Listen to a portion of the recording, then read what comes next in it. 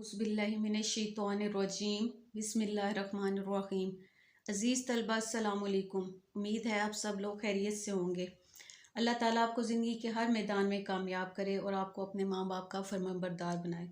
आज हम आप लोगों की जो सिलेबस की नज़्म नंबर 4 है दुआ, इसकी तशरीह करेंगे। इसके शायर अल्लामा मोहम्मद इकबाल हैं। अल्लामा इकबाल के बारे में तो आप सब लोग जानते हैं कि अल्लामा इकबाल हमारे कौमी और मिली शायर हैं और मुफ़क्किर पाकिस्तान।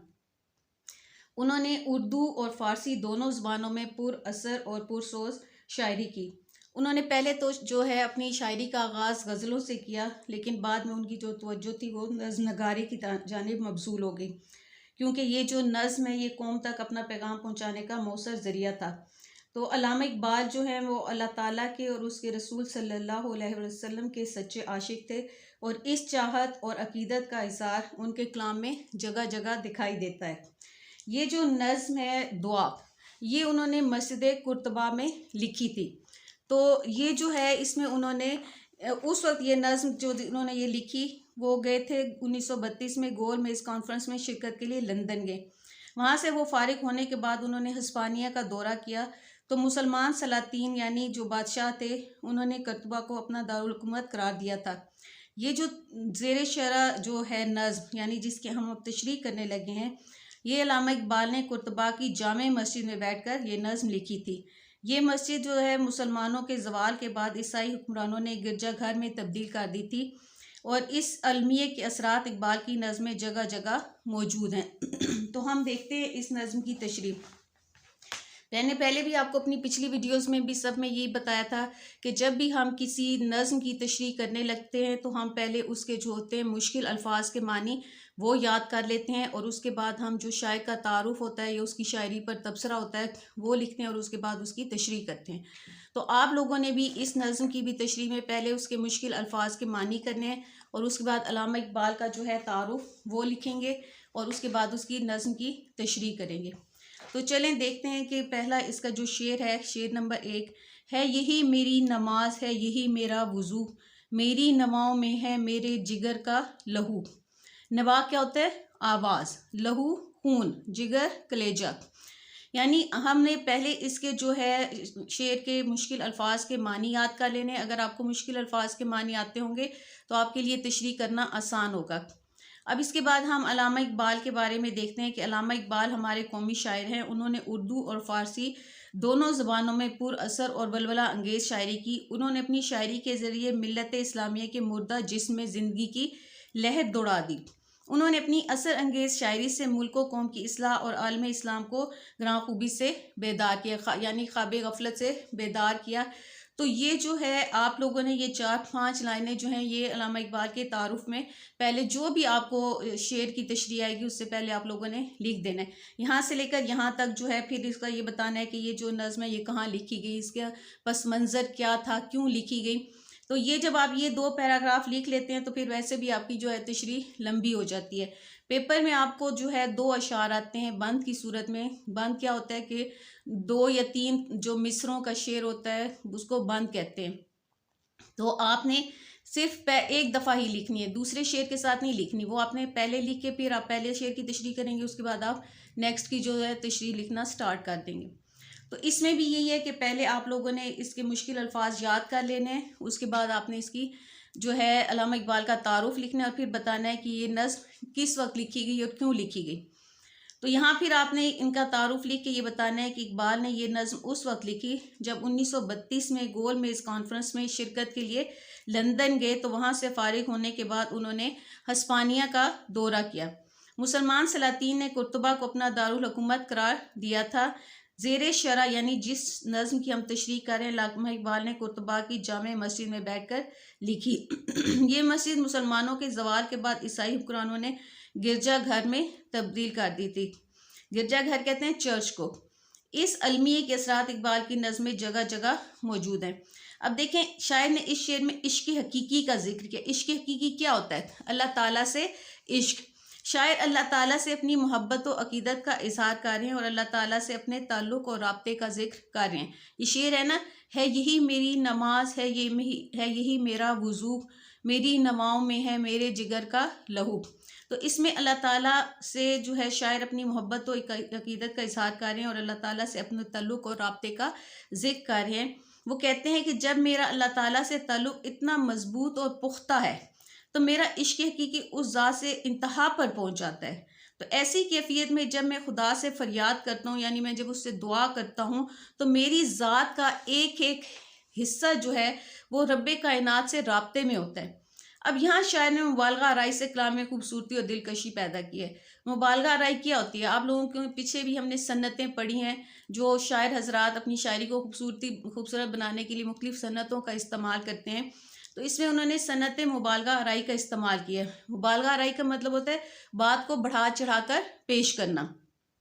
तो शायर ने मुबालगा आराई से कलाम में खूबसूरती और दिलकशी पैदा की है, यानी शायर ने सनत मुबालगा का इस्तेमाल करते हुए कहा है कि मेरा इश्क व मोहब्बत रब्बे कायनात से इस कदर है कि मैं जब अल्लाह के सामने अपनी दुआ करता हूँ तो मेरे जिगर का लहू भी फरियाद में ढल जाता है। अब देखें यहाँ असल में तो ऐसा नहीं होता ना, लेकिन यहाँ उन्होंने वो मुबालगा आराई से काम किया कि अपने कलाम में अपनी दुआ में असर पैदा करने के लिए उन्होंने ये बात कही है। यही फरियाद मेरी नमाज और वज़ू का रूप धार गई है, यानी शायर का पूरा वजूद अल्लाह से अपना ताल्लुक़ जोड़ने में मगन है। शायर अल्लाह की इबादत में मसरूफ़ होकर हक़ बंदगी अदा करते हैं। अब आप जो भी शेर लिखते हैं, उसकी तशरीह लिखते हैं, तो उसके साथ आप हवाले शेर लाजमी याद किया करें, क्योंकि इससे जो है चेक करने वाले पर उसका अच्छा असर पड़ता है। जबी सजदा करते ही करते गई हक़ बंदगी हम अदा कर चले, ये इसका हवाले शेर है, ये लाजमी आप लोगों ने याद करना है। अब हम शेर नंबर 2 की तशरीह देखते हैं। शेर नंबर 2 है सोहबत अहले सफ़ा नूरो हजूरो सुरूर, सरखुशो पुरसोज है लाले लबे आबजू। अब पहले हम इसके मुश्किल अल्फाज देखते हैं। सोहबत का मतलब क्या होता है? साथ, ताल्लुक़। अहले सफ़ा यानी नेक लोग। नूर रूप यानी चेहरे की जो चमक दमक होती है। हुजूर सामने यानी खिदमत में। सुरूर खुशी, सरखुश मगन। पुरसोज असर में डूबा हुआ। लाला जो है ये एक फूल का नाम है। लबे आबजू नदी का किनारा, जू कहते हैं नदी को, लब होंठ यानी जो नदी का किनारा होता है वो उसको कहते हैं लबे आबजू। अब इसमें भी है जो आप लोग इसकी तशरीह से पहले अल्लामा इकबाल का वो जो हमने अभी पहले शेर नंबर 1 से के बाद वो उसका तारुफ लिखा था तशरीह से पहले कि अल्लामा इकबाल हमारे कौमी शायर हैं, वो लिखे। फिर इकबाल ने ये नज़्म उस वक्त लिखी जब 1932 में गोल में इस कॉन्फ्रेंस में शिरकत के लिए वो लंदन गए थे। उसके बाद उन्होंने इस्पानिया का दौरा किया था, तो वहाँ मस्जिद कुर्तबा में बैठकर उन्होंने ये नज़्म लिखी थी। तो ये आप लोगों ने थोड़ा सा तारुफ लिख कर फिर अगले शेर की तशरीह शुरू करनी है। तो शेर नंबर 2 की हम तशरीह देखते हैं। इस शेर में इकबाल कहते हैं कि पाकीज़ा और मोहब्बत से भरे लोगों की सोहबत से इंसान भी इत्मीनान हासिल करता है। सोहबत अहले सफ़ा, अहले सफ़ा कौन होते हैं? नेक लोग। सोहबत यानी उनके साथ ताल्लुक़, उनका साथ, कि जब इंसान पाकीज़ा और मोहब्बत से भरे लोगों की सोहबत में बैठता है तो इंसान को बहुत सुकून मिलता है, दिल का सुकून हासिल होता है। महबूब की हजूरी के साथ कैफो सुरूर की सूरत भी मिलती है। इस आलम दीवानगी में आशिक को हर तरफ महबूब ही की सूरत नज़र आती है। वो दुनिया जहाँ की हर चीज़ से गाफिल हो जाता है, उसे दुनिया की कोई परवाह नहीं रहती। दिखाई दिए यूं के बेखुद किया हमें आपसे भी जुदा कर चले। इस शेर को अगर वसी मानों में लें तो इसमें दरअसल इश्क हकीकी का बयान है कि जो लोग अल्लाह को पहचान लेते हैं, इन पर सुरूर की ऐसी हालत तारी हो जाती है कि वो दुनिया से गाफिल होकर सारा वक्त याद इलाही में गुजार देते हैं। इनके जिस्म को याद इलाही से बिल्कुल इसी तरह तरोताज़गी मिलती है जिस तरह नदी के किनारे लाले का फूल जो है वो लहराता रहता है और नदी की लहरें उसे हमेशा ताजगी, सरखुशी और सोज बख्शती हैं। यानी इसमें भी शायर ने इश्क हकीकी से अपना जो है वो ताल्लुक़ बयान किया है कि मुझे अल्लाह ताला से इतना इश्क है कि जब इंसान अल्लाह ताला से इश्क करता है, उसकी याद में खोया रहता है, तो फिर उसे दुनिया की किसी चीज़ की परवाह नहीं रहती और वो हर वक्त जो है वो अल्लाह की याद में मसरूफ़ रहता है और उसके जिस्म को भी अल्लाह ताला के ज़िक्र से इसी तरह तरोताज़गी मिलती है जैसे नदी के किनारे जो लाला का फूल होता है वो हमेशा वो जो है लहराता रहता है तरोताज़ा। तो शेर नंबर 3 देखें। राहे मोहब्बत में है कौन किसी का रफ़ीक, साथ मेरे रह गई एक मेरी आरज़ू। राहे मोहब्बत यानी इश्क व मोहब्बत का रास्ता। रफ़ीक होता है साथ रहने वाला साथी, आरज़ू ख्वाहिश। इसमें भी जैसे हमने पहले वो नज़्म के तशरीह से पहले उसका अल्लामा इकबाल का हमने तारुफ किया था कि अल्लामा इकबाल ने जो ये नज़्म उस वक्त लिखी जब 1932 में गोल मेज़ कॉन्फ्रेंस में शिरकत के लिए लंदन गए। अब मैंने ये जो है यहाँ आगे डैश डैश डाल दी, इसका मतलब है कि आपने जो हमने पहली तशरीह से पहले जो पैराग्राफ लिखा था आपने वही यहाँ भी लिख देना है। अब देखें कि इसमें शायर क्या कह रहे हैं कि शायर ने राह मोहब्बत में आने वाली मुश्किलात और मुसाइब का जिक्र किया। मुसाइब मुसीबत की जमा है। शायर कहते हैं मोहब्बत की राह में चलना कोई आसान काम नहीं है। ये इश्क व आशिकी की राहें कठिन है। कठिन होता है मुश्किल, और इन पर बड़े सब्र और हौसले के साथ चलना पड़ता है। इसका हवाले शेर देखें। आशिकी सब्र तलब और तमन्ना बेताब, दिल का क्या रंग करूं खूने जिगर होने तक। अब शायर कहते हैं कि इस बेचैनी और बेकरारी की कैफियत में कोई किसी का साथ देने के लिए तैयार नहीं है। रफ़ीक का मतलब होता है साथ देने वाला, साथी। कि इस जो बेचैनी और बेकरारी की कैफियत में कोई किसी का साथ देने के लिए तैयार नहीं है। इसके बरअक्स लोग ऐसे आशिकों की ज़िंदगी मज़ीद मुश्किल बना देते हैं। यानी जो लोग इश्क व आशिकी के चक्कर में पड़ जाते हैं, चाहे वो इश्क मजाजी है या चाहे वो इश्क हकीकी है, तो लोग जो है ऐसे लोगों की ज़िंदगी को मुश्किल बना देते हैं।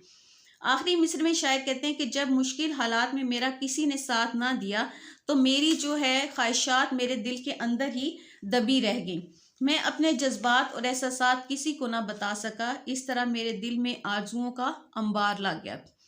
अब यहाँ इसका हवाले शेर देखें। इन हसरतों से कह दो कहीं और जा बसें, इतनी जगह कहाँ है दिल दागदार में।